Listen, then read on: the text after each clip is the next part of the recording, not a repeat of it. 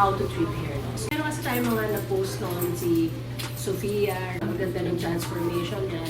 Una, we apply Restorative Dermatology. Ibig sabihin, when we treat hair loss, we don't just inject, we just don't give pamahid or mga iniinom, but we definitely look for the root cause. Now, we have to determine what kind of hair loss do you have.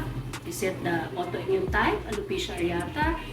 Is it the massive hair loss that happens pag may mga stress or hormonal imbalances, kagaya ng telogen effluvium after pregnancy? It's common. Also, meron din tinatawag na genetic type or the androgenetic alopecia. From there, ginagawa natin is we try to ask them to answer some multi-system questionnaire so that we will be able to determine if there are any existing mga medical conditions or anything that we need to treat in the inside. So when we treat the patient, we have to determine these things para hindi pa balik-balik. So itong mga to ay mga thyroid problem, iron deficiency, anemia, and of course, nutrient deficiencies, pwedeng protein deficiency, and of course, vitamin deficiencies. We have treatments that we do.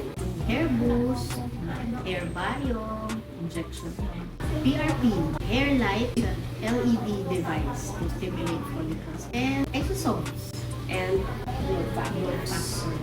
So, lahat yun will help stimulate the hair follicles. Of course, kahit na ma-stimulate yan, we want the hairs to be really strong and healthy. That's why we give supplements in the form of IV or orals. No? So, napaka-importante yan. Hindi tutubo na maganda ang buhok kung hindi healthy ang scalp.